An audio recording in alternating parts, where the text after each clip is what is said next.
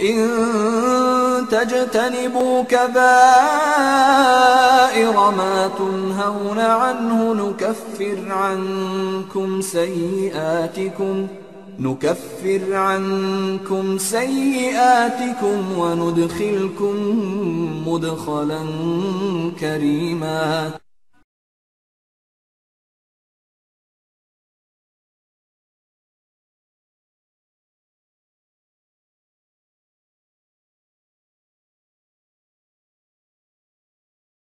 أعوذ بالله من الشيطان الرجيم. بسم الله الرحمن الرحيم. الحمد لله نحمده ونستعينه ونستغفره ونعوذ بالله من شرور أنفسنا ومن سيئات أعمالنا. من يهده الله فلا مضل له ومن يضلل فلا هادي له. أشهد أن لا إله إلا الله وأشهد أن محمدا عبده ورسوله. أما بعد. Barliq hamd sanolar alamlarning parvardigori Allohga xosdir. Payg'ambarimiz Muhammad Mustafa sallallohu alayhi va sallamga, oila a'zolariga, sahobalarga va u zotga go'zal axloq bilan ergashgan barliq mu'min musulmon qarindoshlarga Allohning salomi va barakati bo'lsin. Assalomu alaykum va rahmatullohi va barakatuh.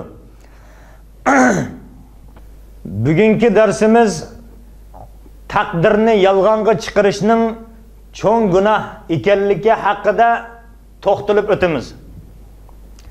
Ya'ni 41-cho'ng gunoh taqdirni yolg'onga chiqarish.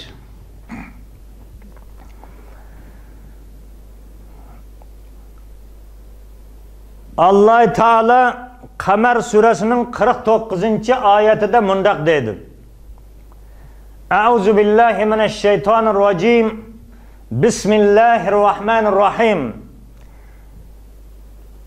Inna kullu shay'in xalaqnahu biqadar. Biz haqiqatan hamma narsani taqdir bilan o'lchamli qilib yaratdik dedi. İbn Jawzi rahmatullah alayh mana bu oyatning sababi nuzulida to'xtalib, mundaq ikki xil ko'z qarashni o'ttirga qo'ygan ekan. Ya'ni bu oyat nima sababdan nozil qilinganligi haqida ikki xil ko'z qarashni bayon qilgan ekan aziz qarindoshlar. Birinchisi, Makka mushriklari payg'ambar sallallohu alayhi va sallamning huzuriga kelib, taqdir haqida talash tartish qilganda mana bu oyat nozil qilingan ekan. Ikkinchisi bo'lsa, Najron papasi payg'ambar alayhisalomning huzuriga kelib, "Ya Muhammad" dedi sallallohu alayhi va sallam, "Gunohlarni ham taqdir deb o'ylamsan, hargizmi undaq emas" dedi.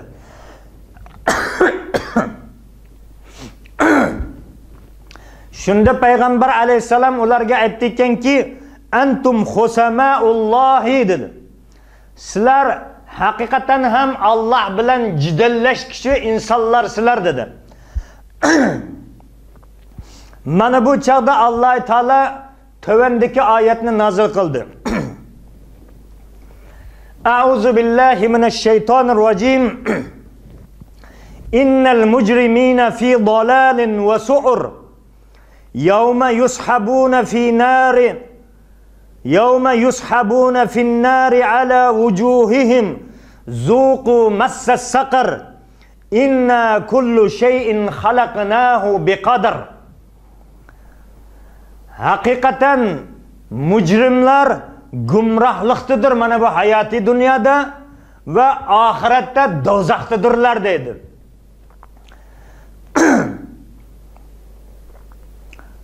Ular dozaqda yüzlerini yerga dum qilib so'rildigan kunda zuqu massasaqar, mana bu dozaqning azobini tetpaqinglar deyiladi dedi ularga.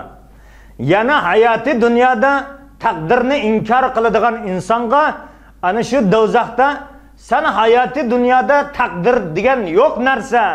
Bu yenidan vücutga keladigan, to'satdan ro'y beradigan narsa deb da'vo qilgan eding. Men shuning uchun mana bu do'zaxning azobini bir tetib baqqan deyiladi ularga. Inna kullu shay'in xalaqnahu biqadar dedi. Biz haqiqatan hamma narsani taqdir bilan o'lchamli qilib yaratdik deydi Alloh taolo. Umar ibn Hattab radhiyallohu anhudan rivoyat qilingan hadisda Payg'ambar sallallohu alayhi va sallam mundaq dedi. Alloh taolo burunqilar bilan keyingilarni qiyomat kunida jam qilgan chog'da dedi.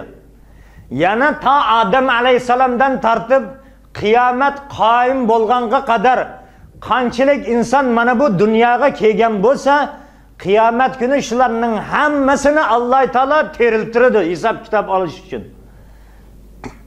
Payg'ambar alayhisalom aytganki, qiyomat kuni burunqilardan tortib keyingilargacha hammasini Alloh taolo jam qilgan chog'da dedi.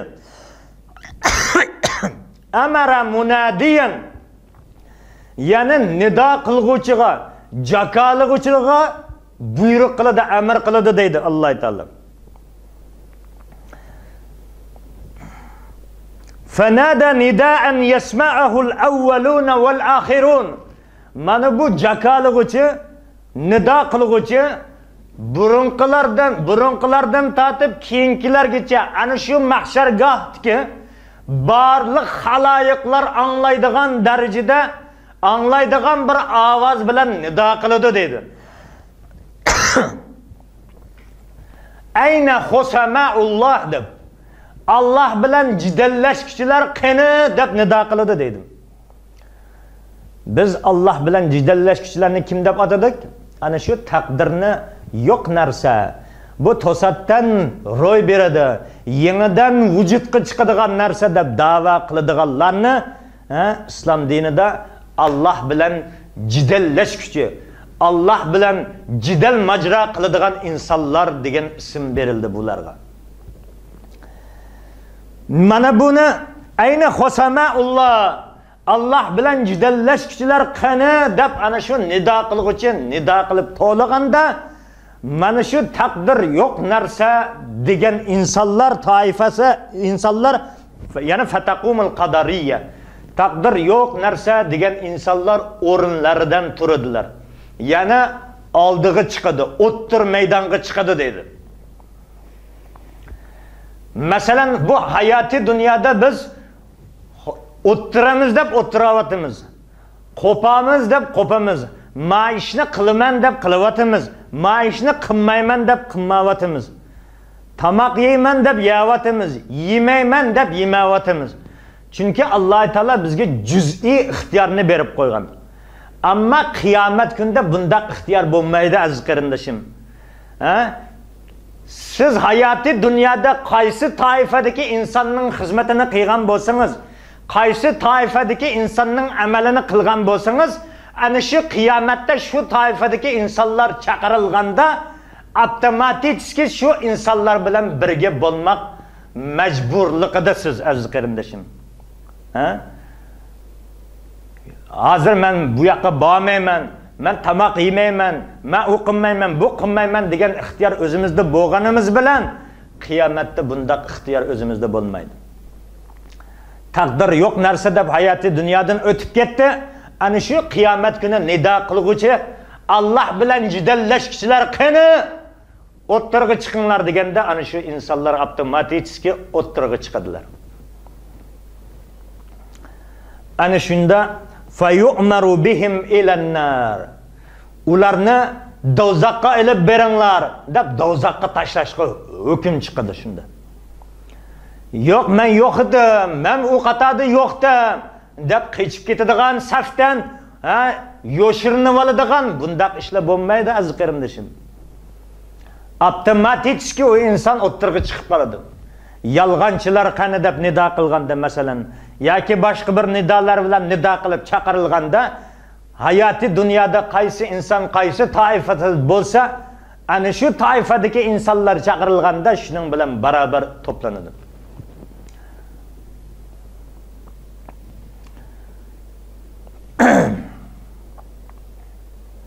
Shunda Alloh taolo u insonlarga aytadi ekanki, taqdir yo'q narsa deydigan insonlarga aytadi ekanki, zuqu massas saqar. Mana bu do'zaxning azobini endi tetib baqinglarchi dedi. Sizlar hayoti dunyoda taqdir yo'q narsa deb taqdirni yolg'onga chiqargan edinglar. Mana endi do'zaxning azobini tetib baqinglarchi, taqdir bor narsamikin, yo'q narsamikin deyiladi. Inna kullu shay'in xalaqnahu biqadar deydi Alloh taolo. Biz hamma narsani taqdir bilan o'lchamli qilib yaratdik deydi. Hasan Basri rahmatulloh alayh mundaq degan ekan. Alloh bilan qasamki deydi. Mana bu taqdir yo'q narsa, yana qadariya toifasi hayoti davomida ro'za tutib, tanidek o'roqlab ketgan taqdirda ham yoki bo'lmasa to'xtamasdan namoz o'qib, o'qiyodek muhjib qolgan taqdirda ham Alloh taolo u insonlarning yuzini dum qilgan holatda do'zaxga tashlaydi dedi. Yuzini dum qilgan holatda do'zaxga tashlaydi dedi. Keyin u insonlarga aytadi ekanki, zuq massa saqar, do'zaxning azobini tetib baqinglar deb aytiladi. Inna kullu shay'in xalaqnahu biqadar. Biz haqiqatan hamma narsani taqdir bilan o'lchamlik qilib yaratdik deyiladi o insonlarga. Shuning uchun aziz qarindoshimiz, taqdir bu Allohningki ilohiy hukmidir. Allohning irodasidir. Shuning uchun Allah nimani taqdir qilgan bo'lsa, nimani iroda qilgan bo'lsa, mana bu narsa albatta yuz beradi, sodir qilinadi. Boshqa bir oyatda Alloh taolo aytadi ekanki, yana Saffat surasining 96-oyatida Alloh taolo mundaq deydi. Vallohu xalaqakum va ma ta'malun dedi. Halbuki Allah sizlarni yaratdi va sizlarning yasagan narsanglarni ham yaratdi dedi. Allah bizni ham yaratdi, bizning yasab qo'ygan narsamizni ham Alloh taolo yaratdi dedi. Masalan, bir inson mashina ijod qildi, bir inson aeroplan ijod qildi. Allah o insonni ham yaratdi, o insonning yaratgan narsasini ham Allah yaratdi. Buni yaxshi bilib olishimiz lozim aziz qarindoshlar.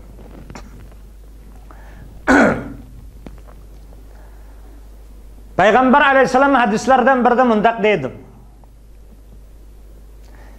Innalloha manna ala qaumin fa'azzamahumul khayra fa'adkhalahum fi rahmatihi dedi. Alloh taolo bir qavmga marhamat qildi va u qavmga yaxshiliklarni ato qildi.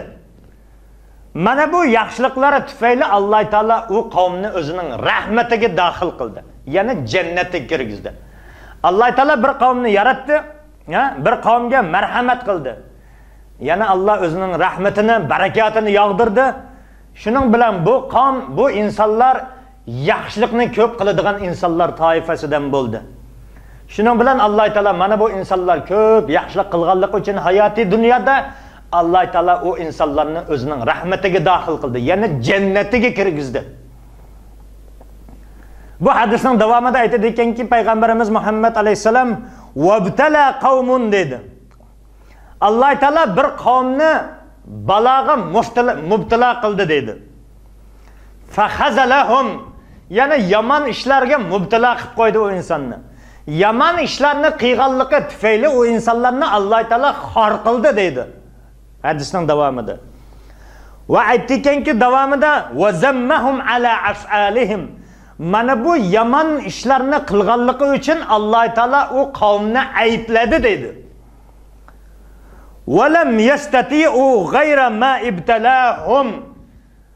Amma Alloh taolo u insonlarni mana shunday ishlarga mubtala qilganligi uchun u insonlar mana bu yomon ishlardan qutula olmadi dedi. Mana bu ishlardan qutula olmaganligi uchun hayoti davomida gunoh ishlarni ishlab, gunoh ishlarni qilib o'tganligi uchun Alloh taolo u insonlarni fa'azzabahum dedi. Azobladi dedi. Ha? Do'zaxga kirgizdi dedi. Va huwa adilun. Yani Allah adildir. Yani Allah taolo o insonni gunohga mubtalo qilib qo'ydi. Gunoh qilganligi tufaylidan xor qildi. Shuning bilan mana bu yomon ishlarni qilganligi uchun Alloh taolo o insonlarni aybladi. Allah mubtalo qilganligi uchun Alloh taolo o insonlar mana bu gunohlardan qutula olmadi. Hayoti davomida gunoh qilib o'tganligi uchun Alloh taolo o insonlarni azobladi va huwa adilun. U Allah adildir dedi. Yani bu yerda biz Alloh taoloni nauzubillah adil emas diyelmeymiz aziz qarindoshlar. Bütün velillahi mirasus semavati vel ard dedi. Asmanın yerninki mirası Alloh taolaning ilkidedir. Allah xoligan insonni jannatga soladi, xoligan insonni do'zaxga soladi, xoligan insonni boy qiladi, xoligan insonni kambag'al qiladi, xoligan insonni podshoh qiladi, xoligan insonni qul qiladi. Bu hikmat Allohning ilkidedir aziz qarindoshlar. Biz Allohga hech qanday qarshilik va e'tiroz bildirolmaymiz. Nima uchun? Chunki Qur'oni Karimda Alloh taolo aytdi ekanki, Anbiya surasining 23-oyatida mundaq deydi: La yus'alu amma yaf'al va hum yus'alun. Allohning qilgan ishi to'g'riliq hech qanday savol so'roq qilinmaydi. Alloh taolo nima uchun bu ishni qildi? Alloh taolo nima uchun bu ishni qildi deb Alloh taolodan savol so'roq qilinmaydi. Va hum yus'alun. Yana insonlarning qilgan qilmishlaridan savol so'roq qilinadi. İnsanlarning qilgan qilmishlaridan savol so'roq qilinadi. Yana insonlar savol so'roqqa tortiladi. Olamlarning parvardigori bo'lgan Alloh taolo savol so'roqqa tortilmaydi aziz qarindoshlar. Buni bilmag'imiz lozim. Sahobalar mana shunday e'tiqodda edi. Taqdirga shunday iymon keltirgan edi. Hamma narsa Allohning izni bilan bo'ladi deb e'tiqod qilgan edi. Iymon keltirgan edi. Hattoki Alloh taolo Qur'oni Karimda daraxtning bir tal yo'pirmoqqa ham Allohning iznisiz yerga tushmaydi dedi. Daraxtning bir tal yo'pirmoqqa ham Allohning iznisiz yerga tushmaydi aziz qarindoshlar. Aziz qarindoshlar, sizni bizning bu mingimiz bu narsaga yetmasligi mumkin, ammo biz shunday e'tiqod qilishimiz kerakki, hamma narsa Allohning izni bilan bo'ladi. Alloh xolisi bo'ladi, Alloh xolimasa bo'lmaydi. Payg'ambar alayhisalom ana shu mushriklarni da'vat qilganlarda, Abu Jahlni da'vat qilganlarda aytdikanki, biz xolisak islomga kiramiz, xolisak kirmaymiz dedi. Shunda Alloh taolo buningga javoban aytdikanki, "Va ma tashauna illa an yasha Alloh" dedi. Sizlar xohlagan narsa bo'lmaydi dedi. İlla en yasha Allah. Magar Alloh taolaning xolig'ini bo'ladi dedi. Men xohlasam musulmon bo'laman deb musulmon bo'lolmaysiz aziz qarindoshim. Alloh xohlaganda musulmon bo'lalaysiz. Alloh xohlamasa musulmonlarning sepiga kira olmaysiz aziz birodar. Shuning uchun mana bizni mu'min musulmonlarning toifasidan qilib qo'yibdi. Shuning bilan birgalikda oxir zamon payg'ambari Sarvari koinot Muhammad Mustafa sallallohu alayhi va sallamga ummat qilib qo'yibdi aziz qarindoshlar. Bu sizni bizning eng cho'ng baxtimizdir. Eng cho'ng baxtimizdir. Biz haqiqatan baxtli insonlarimiz aziz qarindoshlar. Alloh hammamizga mustahkam iymon bersin. Tog'dek mustahkam turadigan iymon bersin. Xuddi sahobalarning iymonidek aziz qarindoshlar.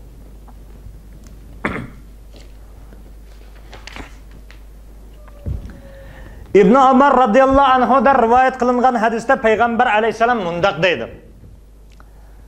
Her bir ümmetinin mecusisi var deydi. Bu ümmetinin mecusileri bolsa takdir yok narsa u to'satdan paydo bo'ladi. Yana yangidan vujudga keladigan narsa diguvchilar dedi. Mana shu so'zning davomida payg'ambar alayhisalom aytdi ekanki, sahobalarga, agar sizlar ana shunday har taqdir yo'q narsa, har bir ish yangidan vujudga keladi degan insonlar bilan yo'liqib qoladigan bo'lsanglar, ularga aytinglarki, men ulardan bezorman, ular mendan bezorligini ularga aytib qo'yinglar dedi payg'ambar alayhisalom. Va so'zining davomida aytdi ekanki, "Vallazi nafsi biyadi" jinim qo'l ilkida bo'lgan zot bilan, yana Alloh bilan qasamki dedi. Agar ularning birida Uhud tog'ichilik oltin bo'lib, mana shu oltinni, yana taqdirni inkor qiladigan insonlarning qo'lida deydi. Taqdir yo'q narsa, har bir ish yangidan vujudga keladi deydigan mana shu insonlarning birida Uhud tog'ichilik oltin bo'lsa ham, mana bu oltinni Alloh yo'lida sadaqa ihson qilsa ham, ma qubbila minhu hatta yu'min bil qadr. Uningki qilgan sadaqa ihsoni qabul qilinmaydi toki taqdirga iymon keltirmaguncha deydi. Va yaxshiligi ham, yomonligi ham, yaxshilik ham Allohdan, yomonlik ham Allohdan aziz qarindoshlar. Yaxshilik va yomonlikning Alloh taolo tarafidan bo'ladiganligiga iymon keltirmaguncha ularning tog'dek oltinni sadaqa ihson qilishlari hech qanday bir foydasi yo'q deydi aziz qarindoshlar. Kunlarning birida Jabroil alayhisalom payg'ambar alayhisalomning huzuriga inson qiyofatida keldi aziz qarindoshlar. Ana shu chaqda payg'ambar alayhisalomning orasida atrofida bir nechta sahobalar ham bor edi. Jumladan Umar ibn Xattob radhiyallohu anhu amirul mu'minin, xalifatul muslimin ham bor edi aziz qarindoshlar. Shunda Jabroil alayhisalom kelib payg'ambar alayhisalomdan so'radi ekanki, "Mal iymon?" dedi. "Iymon degan nima ya Rasululloh?" dedi. Payg'ambar alayhisalom aytdi ekanki, "An tu'mina billahi va malaikatihi va kutubihi va rusulihi va tu'min bil qadri khayrihi va sharrihi" dedi. Iymon degan dedi, Allohga ishonishing, Allohga iymon keltirishing, farishtalarga iymon keltirishing, kitoblarga iymon keltirishing, payg'ambarlarga iymon keltirishing, qadrga, taqdirga iymon keltirishing, ya'ni yaxshilik va yomonlikning Alloh taolo tarafidan bo'ladiganligiga iymon keltirishingdan iboratdir deb javob berdi. Aziz qarindoshlar, bularning har biri haqida qisqacha to'xtalib o'tamiz. Allohga iymon keltirish degan nima?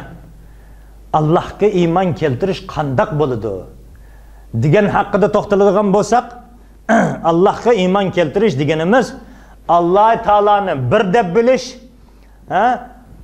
Alloh taolo eng ulug' sifatlar bilan, eng mukammal sifatlar bilan sifatlangan zotdir deb bilish, Alloh taoloni barliq ayib, nuqson, kamchiliklardan pok deb e'tiqod qilishdir.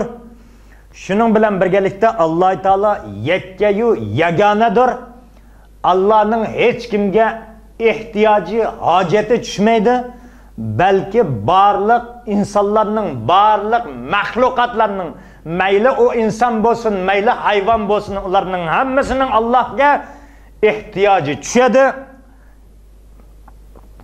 Alloh taolo barliq mahluqotlarni yaratgandir va bu mahluqotlarni xohlagancha tasarruf qiladi va shuning bilan birgalikda mulkini xohlagancha yurgizadi.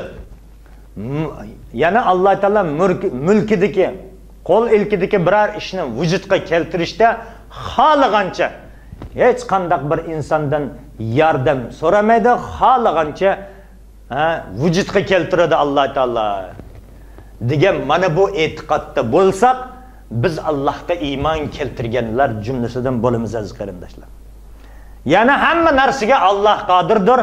Allohning hech qanday ojizlik va kamchilik deydigan hech qanday bir sifati yo'q. Alloh taolo bir narsani iroda qilsa, kun desa fayakun, bo'g'in, ya'ni vujudga kel desa, o narsa darhol vujudga keladi aziz qarindoshlar.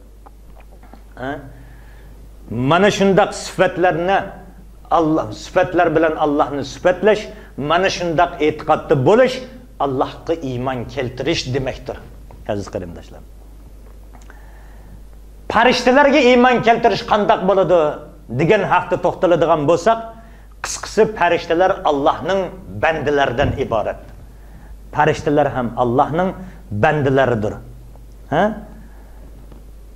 Alloh taolo farishtalarni sifatlab Qur'oni Karimda mundaq deydi. Xo'sh.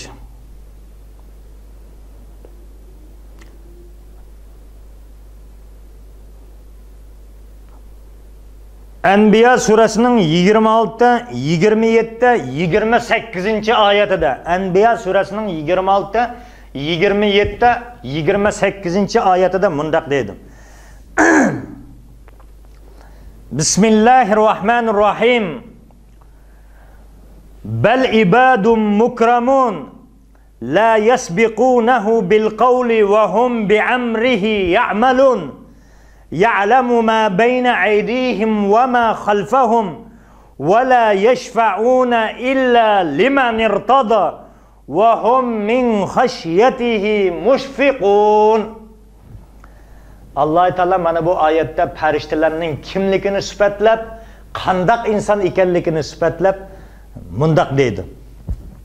Balki ular, ya'ni farishtalar ibadun mukramun, mukarram qilingan bandalardir. Nihoyatmi hurmatlik, hurmatga sazovor bo'lgan insonlardir. Farishtalar deydi. Qullardir deydi. La yasbiqunahu bil qawli. Ular Allohdan oldin so'z qila olmaydi dedi. Allohning mukarram qullari, bandalaridir, ammo Allohdan burun so'z qilishga petin olmaydi. Va hum bi amrihi ya'malun. Ana shu farishtalar Allohning amri bilan, buyrug'i bilan ish qiladi dedi. Ya'lamu ma bayna aydihim va ma khalfahum. Alloh taolo farishtalarning nima ish qilganligini va nima qiladiganligini hammasini bilib turadigan zot Alloh taolodir dedi. La yashfa'una illa liman irtada.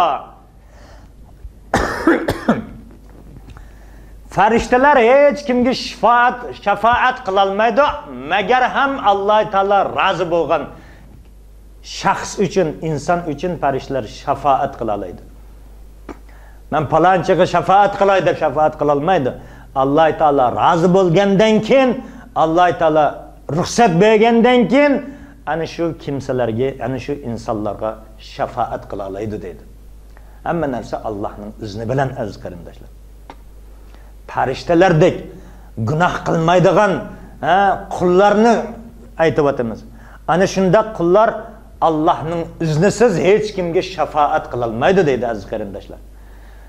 Ba'zi bir insonlar bor, u bizga shafaat qiladi, mandaq qiladi, andaq qiladi deydigan ba'zi bir narsalarni bilamiz. Anglab qolamiz aziz qarindoshlar. Kim bo'lishidan qat'iy nazar Alloh taolo izn bergandagina, ruxsat bergandan keyin boshqa insonga shafaat qilishi mumkin. Aks holda har bir inson o'zining jinini arang qutqizadigan kundir u. Hattoki payg'ambarlar ham ana shu qiyomat kundan vaholanki hayoti dunyoda ummatim deb o'tib ketgan payg'ambarlar ham xalqim, millatim, ummatim, qabilam, yurtdoshim deb o'tib ketgan payg'ambarlar ham ana shu qiyomatning dahshatidan, ana shu qiyomatning haybatidan nafsi deydi ekan aziz qarindoshlar. O'zim men o'zimni qutuldirayman, men o'zimni qutuldiray deb o'zini o'ylaydigan bo'lib qoladi ekan.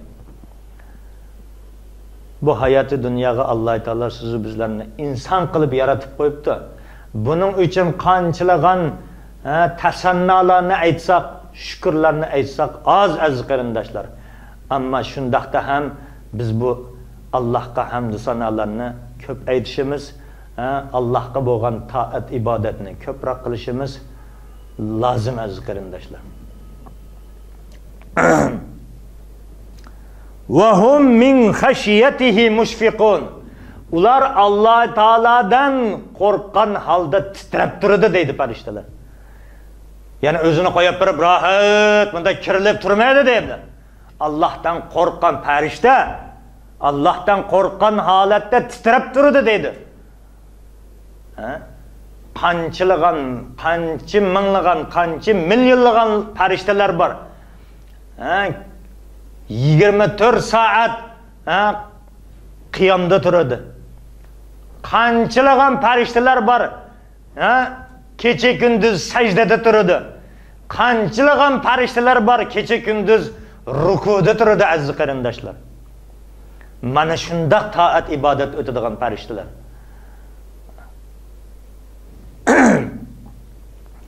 Endi uchinchisi, payg'ambarlarga iymon keltirish qandoq bo'ladi?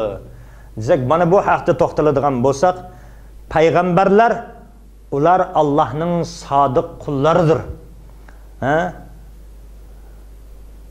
Ular Alloh taoladan vahiylarni, xabarlarni insonlarga yetkazadigan sodiq qullardir. Ya'ni ularning payg'ambar ekanligini qo'llab-quvvatlab Alloh taolo ana shu payg'ambarlarga ba'zi bir mo'jizalarni ato qildi. Ya'ni bu mo'jizalarni boshqa bir oddiy insonlarning qo'lidan kelmaydi. Bu mo'jiza faqat payg'ambarlarning qo'lidan keldi. Nima uchun? Ana shu payg'ambarlarning haqiqiy payg'ambar ekanligini isbotlash uchun Alloh taolo qo'llab-quvvatlash uchun ana shu insonlarga ana shu payg'ambarlarga ba'zi bir mo'jizalarni ato qilgan. Bu mo'jizalar u insonning haqiqiy payg'ambar ekanligini isbotlaydi. Yana o'z zamonasida mana shunday mo'jizalarni ko'rsatgan bo'lsalar ham qanchalagan payg'ambarlar, ammo inson nankor bo'lganligi uchun mana bunday mo'jizalarni ko'rib turib ham ana shu payg'ambarlarga iymon keltirmasdan hayoti dunyoda badbaxt bo'lib o'tib ketdi. Ular Alloh taoladan ilib kelgan ana shu vahiylarni insonlarga haqiqatan to'g'ri yetkazgan insonlardir. Payg'ambarlar hech qachon vahiyga xilof qilmagandir. Allohdan qanday vahiy kelgan bo'lsa, shu peti, shu holatda insonlarga yetkazgandir. Alloh taolo nimani buyurgan bo'lsa, ana shuni bayon qildi. Nimadan qaytargan bo'lsa, ana shuni ham insonlarga bayon qildi. Alloh taolo ma ishlarni qilishinglarni buyurdi dedi. Mana ishlarni qilmaslikinglarni buyurdi dedi. Ana shu hamma ishlarni payg'ambarlar yetkazdi. Shuning uchun biz u payg'ambarlarni ehtirom qilishimiz lozim bo'ladi va shuning bilan birgalikda payg'ambarlarni bir-biridan ajratib o'tmasligimiz lozim. Ayirib o'tmasligimiz lozim. Hammasiga biz iymon keltiramiz.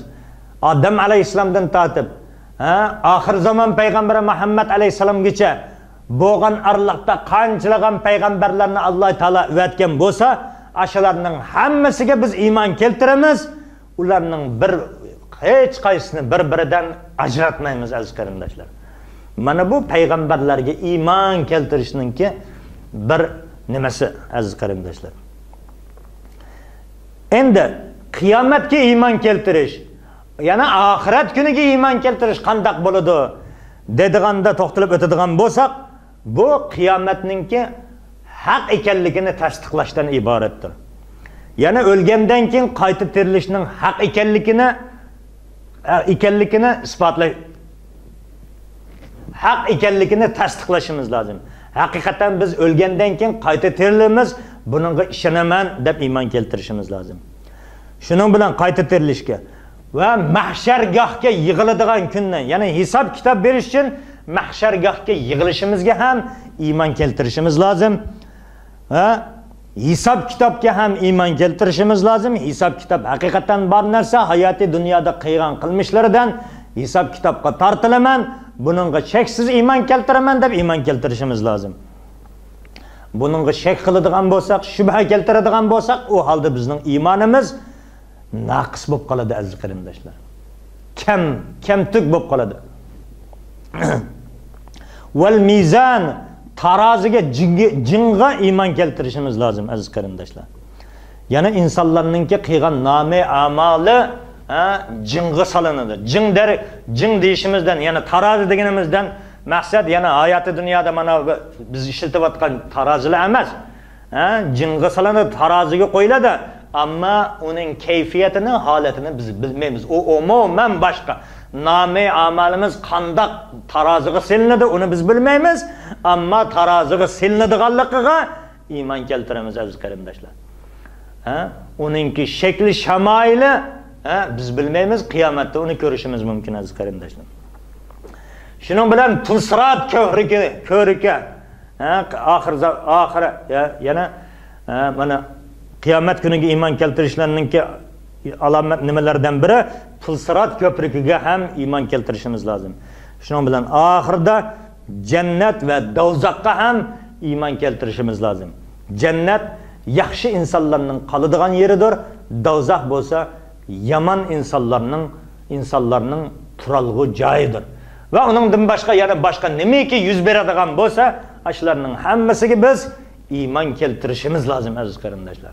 Mana bu oxirat kuniga iymon keltirishning qisqacha nimasidir aziz qarindoshlar.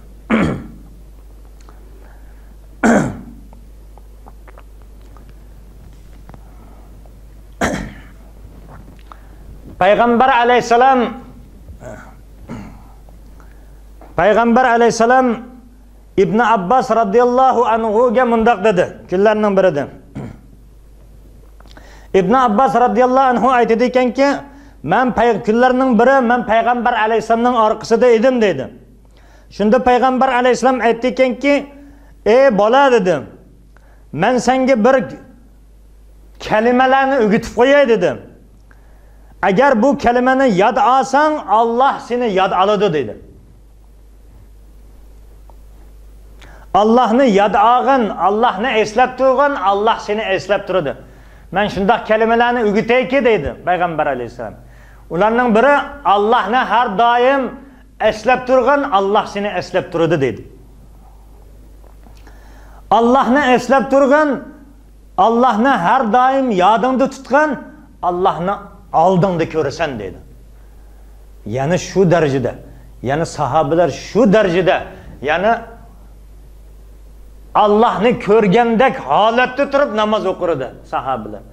Nimaki ishni qilgan bo'lsa, Allah meni ko'rib turibdi degan e'tiqod bilan ana shu amallarni qilar edi.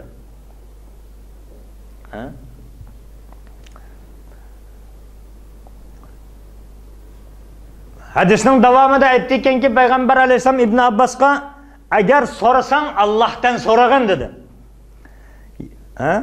Tilasang Allohdan tirag'in dedi. Agar yordam so'ramoqchi bo'lsang Allohdan yordam so'ragin dedi. Shuni bilginki dedi.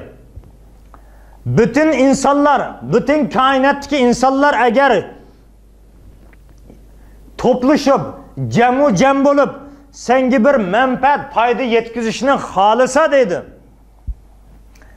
Foyda yetkazolmaydi, magar Alloh taolo taqdir qilgan narsani yetkazoladi dedi.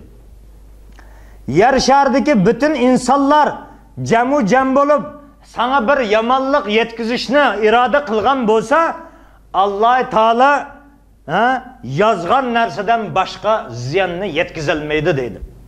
Mana bu narsaga iymon keltirishimiz kerak aziz qarindoshlar. Mana bu narsaga kelganda insonlar ko'p nim bo'lib qoladi.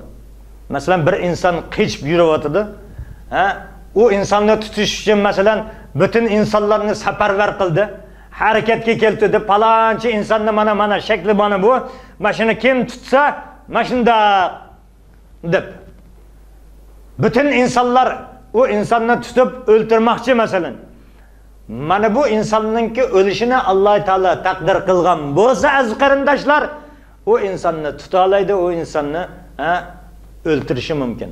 Agar Alloh taolo u insonga ziyon yetkazmaslikni iroda qilgan bo'lsa, o'lmaslikni iroda qilgan bo'lsa, butun koinot ahli, butun koinotdagi yashaydigan insonlar bir insonni o'ltirishni xohlasa ham, agar u insonning o'lishini Alloh taolo xohlamasa, o'ltirilmaydi. Buningga iymon keltirishimiz kerak aziz qarindoshlar. Chunki rufi'atil aqlamu va juffatis suhuf dedi. Chunki qalamlar ko'tarilgan dedi. Sahifalar qurib bo'lgan. Ya'ni bu degani hamma narsalar oldin a'lo taqdir qilingan dedi. Yezilib bo'lgan bu narsa. Buni hech qanday kimsa o'zgartira olmaydi. Allah hamma dunyoda vujudga keladigan, dunyoda ro'y beradigan hamma narsalarni Alloh taolo taqdir qilib yaratib qo'ygan. Lavhul mahfuzga tushirib bo'lgan bu narsalarni. Lavhul mahfuzdagi narsalar ro'y berib turyotdi. Ana shunda nima yozilgan bo'lsa, shu narsalar yuz beryotdi aziz qarindoshlar. Uning sirtidagi narsa yuz bermaydi. Chunki qalamlar ko'tarilgandir, sahifalar qurib bo'lgandir, ya'ni yozilib bo'lgan. Ya'ni hamma narsalar taqdir qilinib bo'lgan. Buni hech kim o'zgartira olmaydi. Ham nimaki ro'y beradigan bo'lsa, hayoti dunyoda bu hamma narsa taqdir ilohiydir. Belgiledi taqdirni inson baxti ustiga bo'ysunmay chori yo'q, tadbir ilohiy hukmiga dedi. Ya'ni hamma narsa Allohning taqdiri bilan bo'ladi aziz qarindoshlar.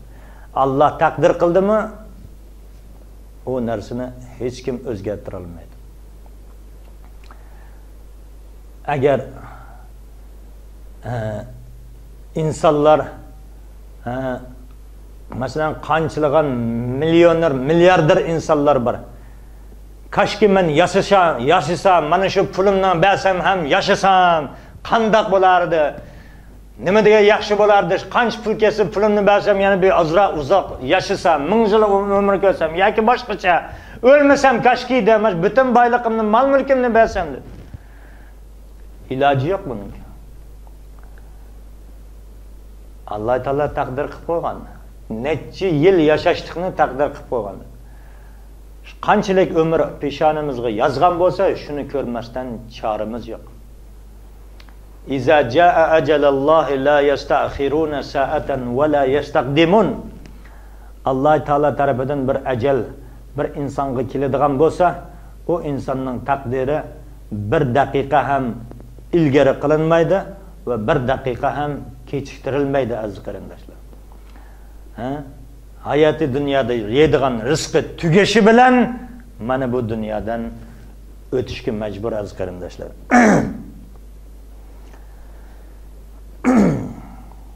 Shuning uchun Qur'oni Karimda yana Alloh taolo aytadi ekanki, Bismillahirrohmanirrohim, qul lan yusibana illa ma kataballohu lana dedi.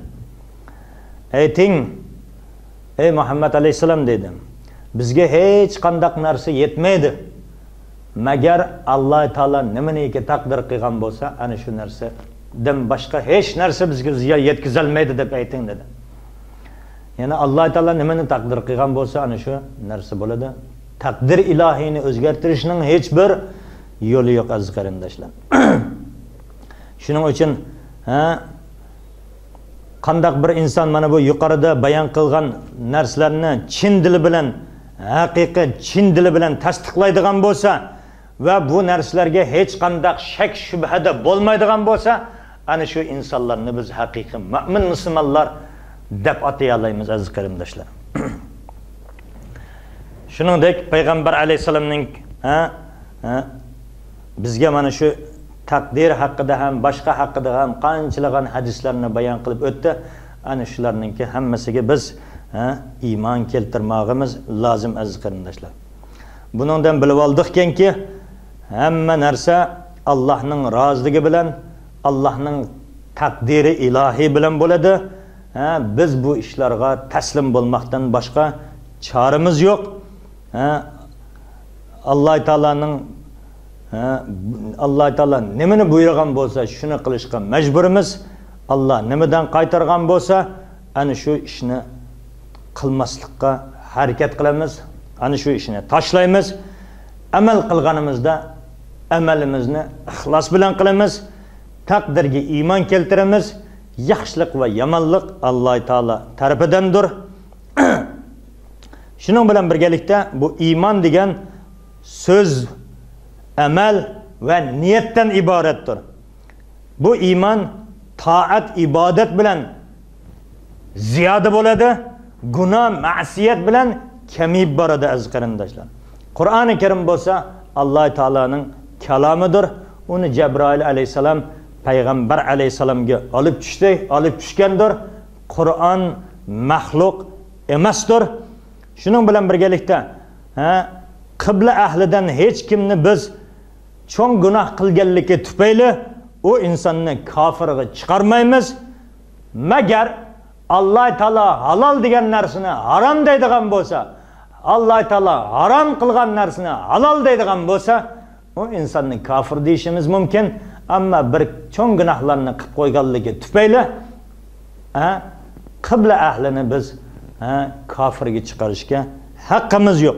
Shuning bilan birgalikda payg'ambar alayhisalom jannati deb bashorat berilgan insonlardan boshqa bir insonni mana bu inson jannati deb guvohlik berolmaymiz. Guvohlik berolmaymiz. Chunki bu insonningki inson ojiz. Hammamiz bilamiz. Ming yaxshi degan inson ham ba'zi bir riyo ishlarni qilib, meni insonlar anda desin, manda desin degan qalbida bir nima bo'lib qolishi mumkin. Bo'lmaslikka ham mumkin. U insonlarni biz bilmaymiz. Chunki biz insonlarning tashqi ko'rinishiga baho beramiz, ichki nimasini biz baho bera olmaymiz. Shuning uchun payg'ambar alayhisalom kimning jannati ekanligini baho bergan bo'lsa, u faqat Alloh taolaning payg'ambar alayhisalomga bildirgan ilhomi tufayli payg'ambar alayhisalom bashorat bergandir. Ana shular jannatidir. Uning sirtida bir insonni biz jannati deya olmaymiz. Alloh taolo makonni jannat qilsin. Alloh taolo taqsirotlarni, gunohlarni afv qilsin deb u inson uchun solih duo qilishimiz mumkin. Qanday inson bo'lishidan qat'iy nazar. Shuning bilan birgalikda payg'ambar alayhisalomning sahobalarning orasida yuz bergan ba'zi bir ishlar haqida biz hech qanday datalash qilmaymiz aziz qarindoshlar. Payg'ambar alayhisalomdan keyin insonlarning eng yaxshisi hammamiz yaxshi bilamiz Abu Bakr radhiyallohu anhudir. Uningdan keyin Umar radhiyallohu anhudir. Uningdan keyin Osman radhiyallohu anhudir. Uningdan keyin Ali radhiyallohu anhudir. Shuning bilan birgalikda payg'ambar alayhisalomning oila a'zolariga Alloh taoladan rahmat va mag'firat tilaymiz. Aziz qarindoshlar, taqdir haqida bakmi ko'p bahs munozara qilishning hech hojati yo'qdir. Chunki buningga bizning aqlimiz yetmaydi aziz qarindoshlar. Biz taqdir haqida bahs munozara qilishning o'rniga Alloh taolaning yaratgan mahluqotlari haqida bahs munozara qilib, tafakkur qilib o'ylanadigan bo'lsak, ana shunga bizga Alloh taolo tafakkur qilganligimiz uchun Alloh taolo qanchalagan cho'ng savoblarni beradi. Demak, hamma narsa Allohning ilkididir. Alloh taolo taqdir qilgandir. Allohning iznisiz hech bir narsa bo'lmaydi aziz qarindoshlar. Alloh hammamizga rahim qilsin. Alloh hammamizni islomda, iymonda sabit qadam qilsin. Tog'dek mustahkam iymon ato qilsin. Gunohlarimizni mag'firat qilsin. Hidoyatdan ozdirmasin. Shuning bilan birgalikda barliq mu'min musulmon qarindoshlarimizga Alloh rahim shafqat qilsin. Qiylanayotgan mu'min musulmon birodarlarimizning qiyinchiligini Alloh taolo o'zi oson qilsin. Islom olamiga Alloh taolo rahim shafqat qilsin. Zolimlarni Alloh taolo o'zi kifoya qilsin zolimlarga. Ey Allohim, gunohlarimizni afv qilgaysan. Mana bu ibodat qilayotgan ojizona taat ibodatlarimizni dargohingda qabul qilgaysan. Keyingi darsimizda uchrashgunimizcha xayr. Aman bo'linglar. Vassalamu alaykum va rahmatullohi va barakatuh. هذا القرآن يوحد يوحدنا لطريق الخير يوجهنا. الله تعالى أنزله ورسول الله معلمنا، ورسول الله معلمنا. هذا القرآن يوحدنا لطريق الخير يوجهنا. الله تعالى أنزله ورسول الله معلمنا، ورسول الله معلمنا. هذا القرآن هو الهادي لأوائلنا وأواخرنا، يدعو للعلم وللعمل، لا شيء سواه يهذبنا. هذا القرآن هو الهادي